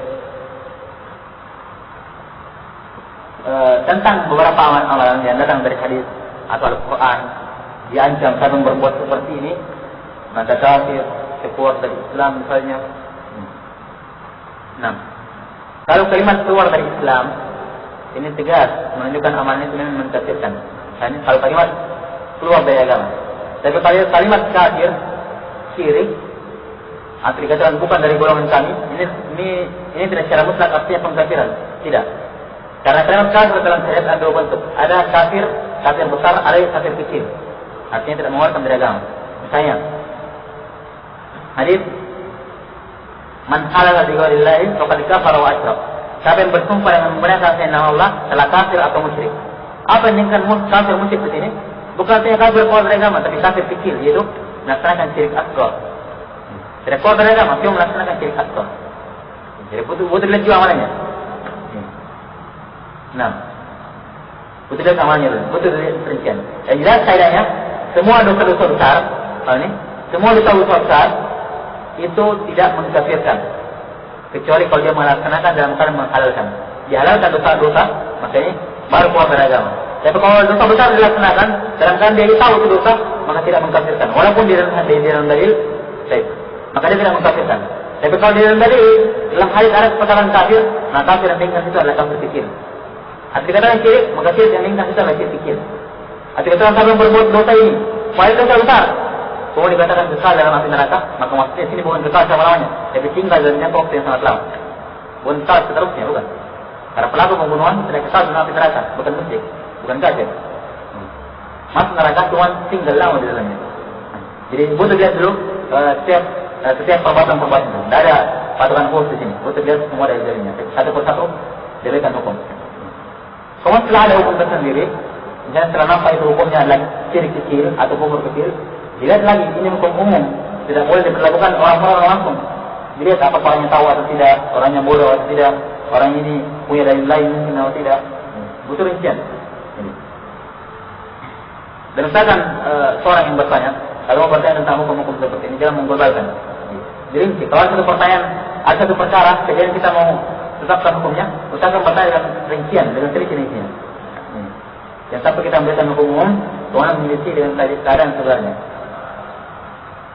Bagaimana dengan orang yang mengatakan bahwa Allah telah mentakdirkan hambanya untuk masuk surga dan neraka? Oleh karena itu, untuk apa kita beramal? Pertanyaan yang sama pernah ditanyakan oleh para sahabat kepada Rasulullah. Kata Rasulullah, tidak seorang pun antara kalian kecuali telah tertuliskan tempatnya di surga atau di neraka. Dalam hal kali ini betul. Maka sahabat bertanya, Rasulullah, kalau beliau tahu beramal? Kata Rasulullah, malu, fakul miyassarun lima kulikaran. beramal kan, karena setiap orang akan dipermudah kepada apa yang dia diciptakan. Kalau dia diciptakan untuk penghuni surga, dia akan dipermudah untuk melaksanakan amal-amal penghuni surga, dan akan dipersulit untuk mengamalkan amal-amal penghuni neraka. Tapi kalau dia diciptakan untuk menjadi penghuni api neraka, maka dia akan dipermudah melaksanakan amal-amal api neraka, dan sebaliknya dipersulit untuk melaksanakan kesalahan-kesalahan. Dan segala beramal saja.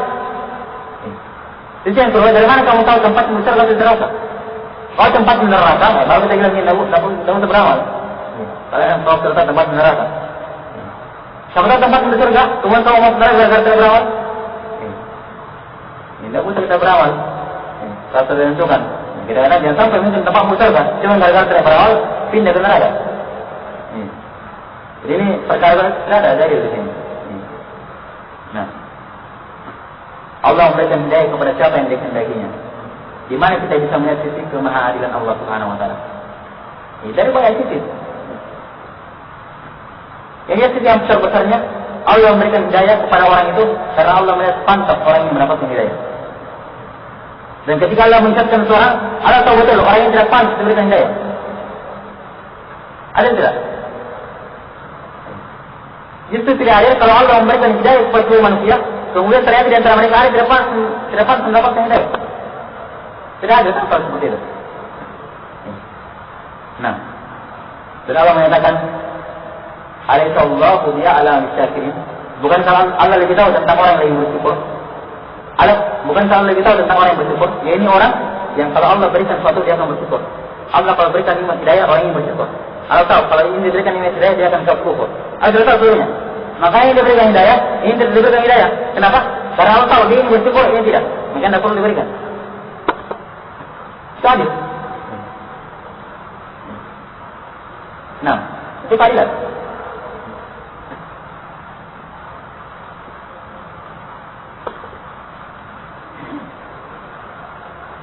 Apa saja beda-beda dalam buang air kecil?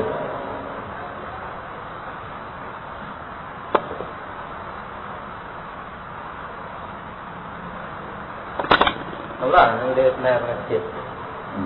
Cuma ada sebagian hadis yang memperagakan tentang cara dulunya Rasulullah ketika buang air kecil katanya, kaki kirinya agak dilipat, kemudian kanannya berdiri, itu hadis lemah. Kalau dia beribadah dengan cara seperti itu, dianggap ibadah, berubahkan dengan hadis lemah, maka itu bidah. Cara kaidahnya semua ibadah yang dibangun dengan hadis lemah, maka itu adalah bidah. Allah pada yang lainnya. Amal saya sendiri. Berapa jumlah Nabi dan Rasul yang sebelumnya? Tidak ada mengetahuinya. Tidak ada mengetahui jumlah Nabi dan Rasul secara mutlak, secara pasti kepada Allah Subhanahu wa taala. Nah, ada sebagian hadis yang waris 315. Cuma itu bukan pembatasan, tapi menunjukkan lebih dari itu. Yang jelas jumlah Nabi dan Rasul tidak kurang dari 315. Cuma berapa tepatnya? Tidak ada mengetahui kepada Allah Subhanahu wa taala. Rasulan mubashirin dan munzirin. Apa ayatnya? Minhum man naqsussu alaih wa minhum lam naqsussu alaih. Di antara nabi-nabi yang kami itu ada yang kami ceritakan pada engkau wahai Muhammad, dan ada nabi-nabi yang kami tidak ceritakan kepada engkau. Menunjukkan ada nabi-nabi yang sampai kepada kita itu diceritakan kepada Nabi Muhammad yang kita tahu. Tidak ada nabi-nabi lain yang tidak pernah diceritakan kepada Nabi Muhammad. Menunjukkan dari tahu jumlahnya kepada Allah Subhanahu wa taala. Karena ada nabi-nabi yang tidak diceritakan. Orang yang disembah, ditaati melampaui batas disebut apa? Ya tawud tadi sudah. Tawud. Kalau dia ridho untuk disembah atau dia ridho untuk ditaati. Tawud.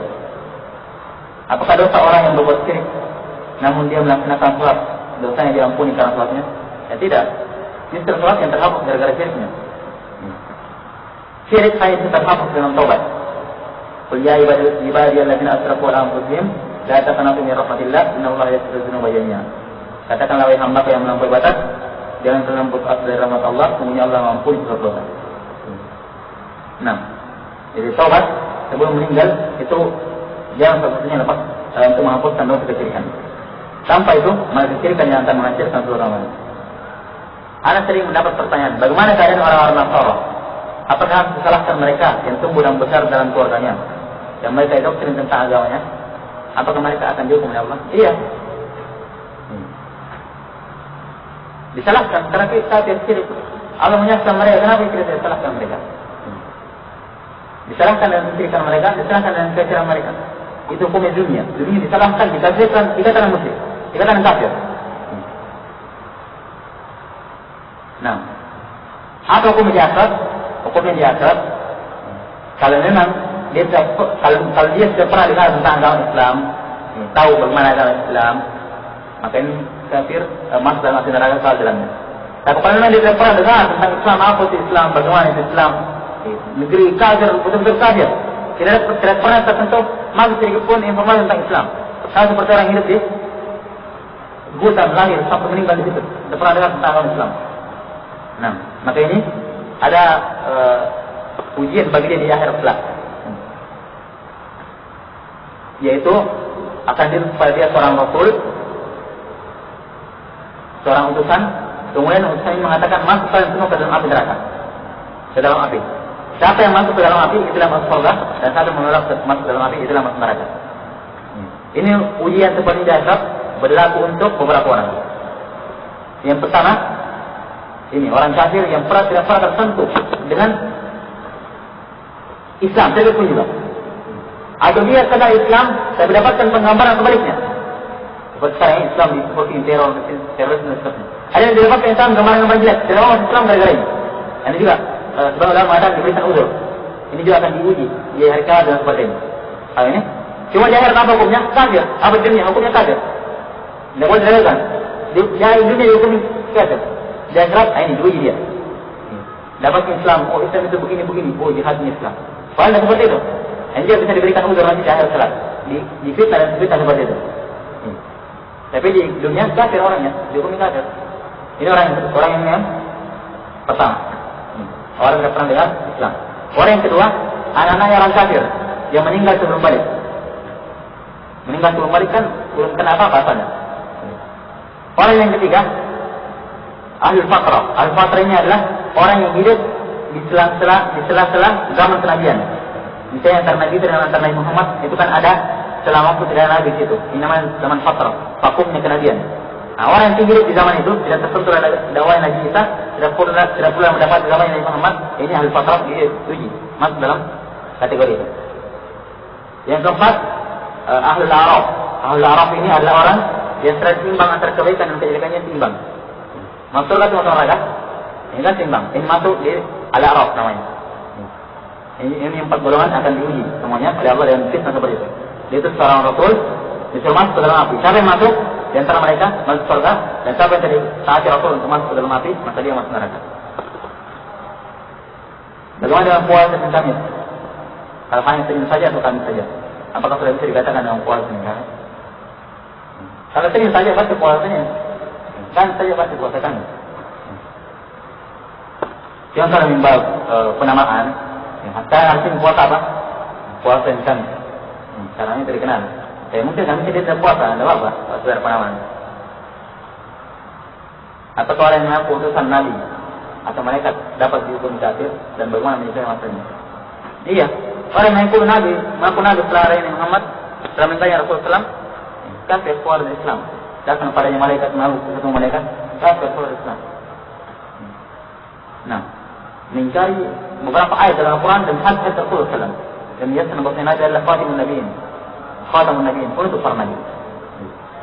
Nah, apapun alasannya, apapun syubhatnya, di sini tidak ada syubhat di sini. Karena ini perkara darurat diketahui oleh setiap Muslim. Tentu orang yang baru pandai agama, dari orang yang pandai agama, sampai orang yang bodoh-bodoh ditanya, apakah Nabi Sallallahu Alaihi Wasallam? Dia akan jawab, tidak ada Nabi. Nah, perkara darurat dalam Islam, tidak boleh bodoh di sini. Apa kiat-kiat agar dalam dunia kampus bisa bernilai ibadah? Ya bisa mungkin untuk menyenangkan orang tua, ya, menyenangkan orang tua kan ibadah. Nah, atau ilmu ini bermanfaat untuk manusia, dia bisa menawarkan ilmunya nanti, dia bisa pandai dalam bidang ini, dia bisa memberikan manfaat sama dengannya. Pertanian misalnya, ternakan, bisa memberikan manfaat dengan. Nah, kalau hukum bagaimana? Ya, Niatnya ada, oh saya tahu ini hukum-hukum yang salah seperti ini, bisa dijauhi. Agar bisa diajari orang ini salah ini. Bisa seperti itu. Nah, oke. Niat kita ya, tempatnya ibadah. Ya, apa ini ya? Jadi itu juga caranya. Saya terkadang merasa takut untuk melakukan sesuatu. Karena saya takut teringat sesuatu yang pernah saya alami, trauma. Apa hukum sejenis takut ini?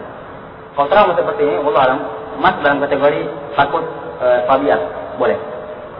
Cuman kalau traumanya mengantarkan dia untuk melaksanakan larangan atau meninggalkan perintah, ini dosa.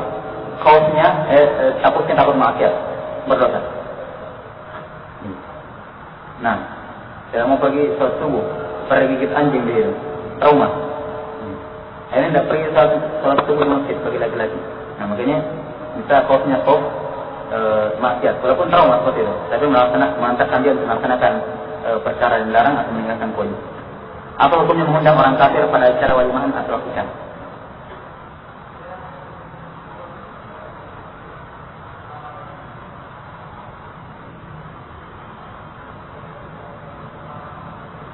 Allah alam.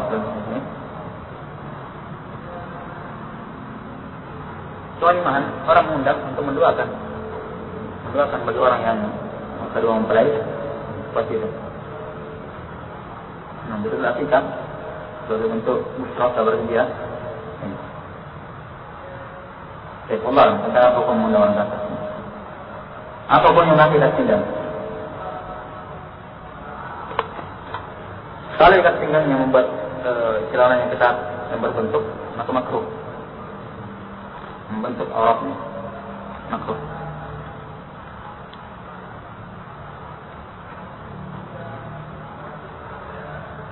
Rasanya ikat pinggang sama seperti tali sirwal, ya.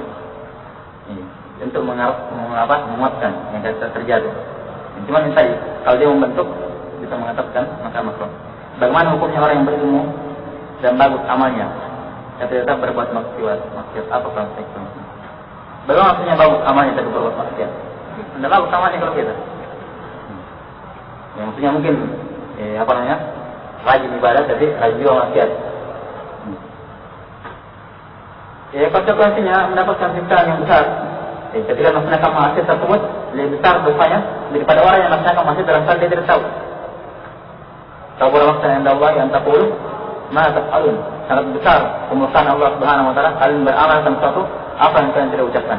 Dan juga Allah menyatakan atamuruna bil birri wa tansawna anfusakum wa antum tatluna al-kitab afala ta'qilun. Apa kalian memerintahkan manusia berbuat baik sedangkan kalian melupakan diri kalian sendiri dan kalian membaca kitab, tidak kalian berakal. Nah, juga dalam hadis dari Bukhari Muslim, Rasulullah menegaskan akan datang satu orang dari umatku di akhirat di dalam neraka, payah siapa batni akan keluar ususnya, fayaduru alaihi, kemudian dia mengitari ususnya sebagaimana keledai mengitari penggilingan gandum. Maka berkumpullah padanya ahli neraka, kemudian bertanya, Fulan, manakah? Wahai Fulan, kenapa engkau? Tidak akan kau memerintahkan pada yang ma'ruf dan melarang dari munkar di dunia ini? Mendawai kami? Kata dia, "Naam." Betul. Amru bil ma'ruf wa la atihi wa anhaakum 'anil munkarin wa atihi. Saya perintahkan kalian kepada yang ma'ruf dan saya tidak melaksanakannya, dan saya melarang kalian dari yang munkar dan saya justru saya melaksanakannya. Baik. Dan banyak dalil yang sama dengannya. Saya dulu pernah menjawab buku dari teman saya. Saya tidak mengembalikannya dan teman saya tidak meninggal. Bagaimana dengan hal ini? Apa yang harus dilakukan? Dikembalikan kepada keluarga ya. Keluarga teman tersebut. Apakah wudu yang tidak teratur harus diulang dari awal? Misalnya setelah berkumur-kumur, dia langsung membasuh kedua tangan sampai siku, tidak membasuh muka sebelumnya. Keteraturan dalam wudu itu ada dua jenis. Ada keteraturan yang sifatnya rukun, ada keteraturan yang sifatnya sunnah. Keteraturan yang sifatnya rukun, yang kalau ditinggalkan rukunnya, ini membatalkan wudunya, itu yang disebutkan dalam surah Al-Maidah ayat 4 itu, ayat 4. Ayat 6. Muka, tangan sampai siku, kepala kaki. Ini harus berurut ini. Kapan diputar-putar ini, tangan dulu, baru tangan sampai siku, baru muka, ini batal wudunya. Diulang. Selain ini, sunnah. Misalnya dia mau kumur-kumur dulu, baru cuci tangan. Ini sunnah. Boleh. Karena ini, dia mesti tangan dulu, baru kumur-kumur. Karena ini tidak sebut dalam ayat. Ini tafsir yang sunnah. Dia mau kumur-kumur dulu misalnya, baru cuci tangannya, ini boleh. Ini boleh. Kalau seperti ini caranya baiknya dia ganti, dia ulangi karena sudah terlanjur mencuci tangan dan siku. Ya, artinya nanti kalau dia mau basuh mukanya, otomatis tidak berurusan rukunnya. Mereka memfotokopi buku, kitab yang asli, karena takut tidak bisa mendapatkan buku tersebut untuk dibeli. Dengan niat bahwa jika ia sudah mendapatkan atau menemukan bukunya dan ia mampu, ia akan membeli buku tersebut.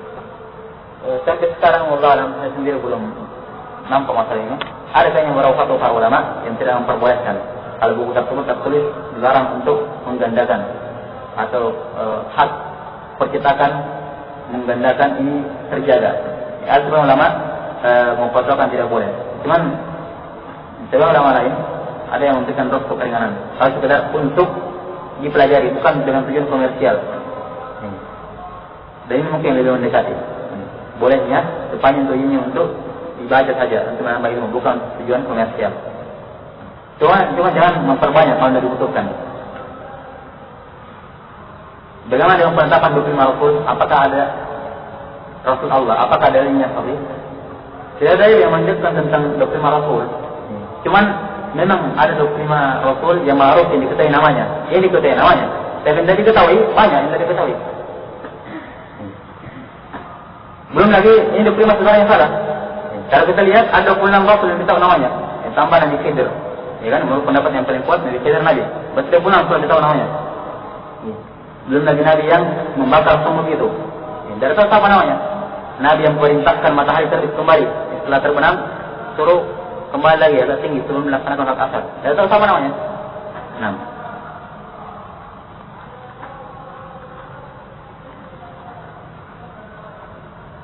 Bagaimana bermuamalah dengan teman-teman dari agama lain, Nasrani dan lainnya? Apakah kita harus membencinya, menampakkan kebencian kita kepadanya melalui ucapan, tindakan, dan lainnya? Ini tidak boleh seperti itu. Orang kafir, sepanjang dia tidak mengganggu dan tidak mengganggu agama, tidak mengeluarkan kita dari negeri-negeri Islam, maka diperbuat baik. Dalam surah Al-Mumtahanah Allah berfirman, "La yanhakumullahu 'anil ladzina lam yuqatilukum fid din wa lam yukhrijukum min diyarikum an tabarruhum wa tuqsitu ilaihim. Innallaha yuhibbul muqsitin." Allah tidak pernah melarang kalian untuk berbuat adil dan berbuat baik pada orang-orang kafir yang tidak memerangi kalian dan tidak mengeluarkan kalian dari negeri-negeri kalian. Jadi asalnya orang kafir yang tidak mengganggu kita, tidak mengganggu agama kita, tidak mengeluarkan kita dari negeri-negeri kita, diperbuat baik, berbuat baik. Nah, jadi kalau dia memerangi baru boleh disampaikan ke permusuhan. Cuma kalau asalnya tidak ada apa-apa, maka diperbuat baik padanya. Dia memberikan sesuatu, kita balas dengan pemberian juga. Jadi dia memberikan hadiah sesuatu, kita balas dia memberikan hadiah. Cuma dengan berbuat baik, bukan kasih sayang. Kalau kasih sayang kepada orang kafir ini haram.